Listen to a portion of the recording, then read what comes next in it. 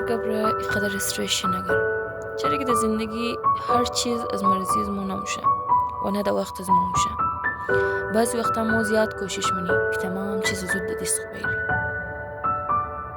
رشته ها را خیال چی بیلی، کمی از خوابهای خود دست بگیری، اگر باز هم او چیزها او تر نموشه که ما سوج منی. او وقت ما مفهمی که نه، از قسمت آدم را زیاد ملاو نموشه و نه از وقت آدم.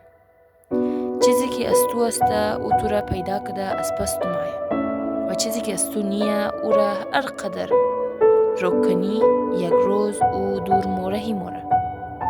همزو ده هر گپ پریشان شدو را ایله کن، کمی صبر کنو، کمی بله از خود باور کنو و کمی بله فیصله های خدا، چرا که زیادتر وقتا دیر خود ضرور میشه مگر چیزی که ملاو میشه او در وقت صحیحی ملاو میشه.